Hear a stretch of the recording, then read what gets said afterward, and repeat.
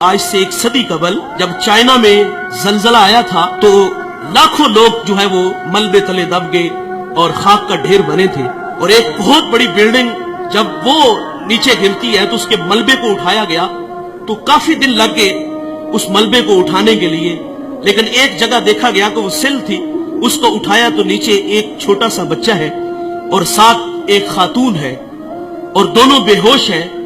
انہیں وہاں سے اٹھا کے ہاسپٹل لے آئے اور اس خاتون کو ہوش آئی تو اس سے لوگوں نے سوال کیا کہ ہم نے ایک عجیب کام دیکھا ہے کہ تیرے ہاتھوں کی انگلیاں جو تھی وہ زخمی تھی، سارا بدن تو تیرا محفوظ ہے، تو تیری یہ 10 انگلیاں ہیں یہ ساری زخمی تھی، اس کی وجہ کیا ہے؟ تو وہ خاتون کہتی ہے کہ یہ میرا بیٹا 2 دن تو میں اس کو اپنے چھاتی کا دودھ پلاتی رہی، اور جب دودھ خشک ہوا تو میں اپنی انگلی اس کے منہ میں ڈالتی، کبھی اپنی زبان اس کے منہ میں ڈالتی، کیونکہ زبان بھی کانٹا بن چکی تھی، لیکن یہ بیٹا خاموش نہیں ہوتا تھا، روتا تھا، اور مجھ سے اس کا رونا دیکھا نہیں گیا۔ اور وہ خاتون کہتی میں اپنی انگلیوں کو کاٹتی، اس کو چباتی، اور جب خون نکلتا تو میں اپنے بیٹے کے منہ میں انگلی رکھ دیتی، اور میں نے اتنے دن اس بیٹے کو اپنا خون دے کے اس کی جان بچائی ہے۔ اور یار ماں اپنا خون دینے کے لیے بھی تیار ہے، ماں کتنی اولاد کے لیے محنت کرتی ہے، سلائی مشین چلا رہی ہے، گھر میں فٹ بال سی رہی ہے، اور بوڑھا باپ فیکٹریوں میں دھکے کھا رہا ہے۔ ہم اکثر رات لیٹ گھر جاتے ہیں، کسی شہر سے گزر ہوتا ہے تو فیکٹریوں سے ہم دیکھتے ہیں کہ جوان بھی نکل رہے ہیں اور رات 2 بجے بوڑھے بھی نکل رہے ہیں۔ جوانوں کو دیکھ کے تعجب نہیں ہوتا، بات سمجھ میں آتی ہے کہ ان کے خواب ہیں، کچھ سپنے ہیں، یہ بڑا گھر چاہتے ہیں، یہ بڑی گاڑی چاہتے ہیں، اس کے لیے یہ 18 گھنٹے محنت کر رہے ہیں۔ تعجب ان بوڑھوں کو دیکھ کے ہوتا ہے کہ جن کے قدموں میں اب چلنے کی سکت بھی نہیں۔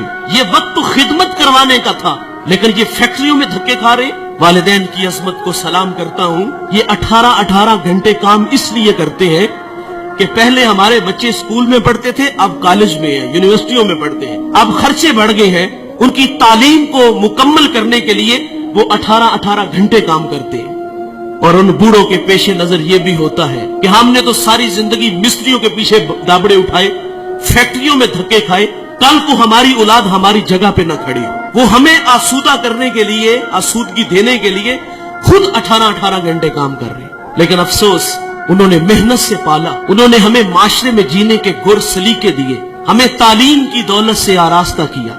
ماں گھر میں فٹ بال سی کے بچوں کے لیے پیسے جمع کر رہی ہے، کئی بار ہاتھ زخمی ہوئے، ساری رات وہ سلائی مشین چلا کے اپنی اولاد کی تعلیم کے لیے محنت کی، اور ہم اتنے بڑے بنے کہ جب ہم کسی اعلیٰ مسند پہ بیٹھے تو اب ماں باپ خود کو چھوٹا محسوس کرنے لگے۔ یہ رویے ہیں ہمارے، وہ ہمیں بڑا دیکھنے کے لیے خود ہارے۔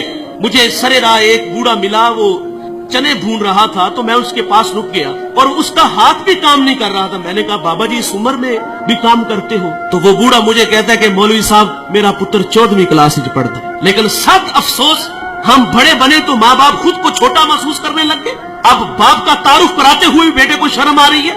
او بھائی، تم علامہ ہو، تم مفتی ہو، تم بہت بڑے پیر ہو، تم بہت بڑے سیاستدان ہو، پورے ضلع کے تم مالک ہو، لیکن صاحب جب گھر آیا کرو نا تو یہ سارے سٹار، یہ سارے اعزازات اتار کے آیا کرو۔ جب گھر میں داخل ہوا کرو تو وہی 25 سالہ پرانا ببلو بن کے آیا کرو۔ امام اعظم ابو حنیفہ رحمت اللہ علیہ، کتنا بڑا نام ہے، آپ کے استاد حماد رحمت اللہ علیہ کی مسند پہ بیٹھے ہوئے ہیں، آپ کا فتویٰ چلتا ہے، اور ماں امام اعظم کو وہی بچپن کا وہ جو ہے وہ بھولا بالا بیٹا سمجھتی ہے، اور ماں اکثر کہتی کہ مجھے یہ مسئلہ درکار ہے، یہ میں نے مسئلہ پوچھنا ہے، فلاں جگہ ایک بوڑھا عالم ہے، چلو اس کے پاس مسئلہ پوچھنے چلتے ہیں۔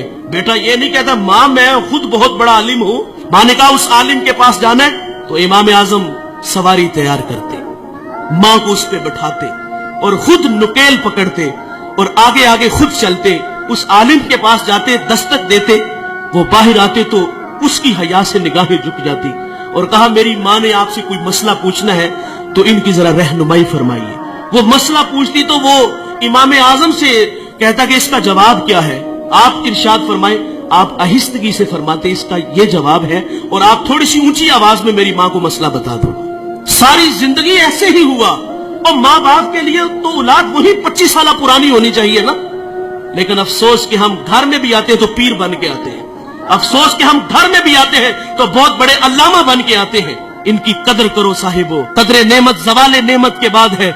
اگر یہ روٹ کر کے چلے گئے تو ہم سے عرش کا رحمان ناراض ہو جائے گا. اس ویڈیو کو شیئر ضرور کریں. ہو سکتا ہے آپ کے ایک شیئر سے یہ بات کسی کے دل میں اتر جائے.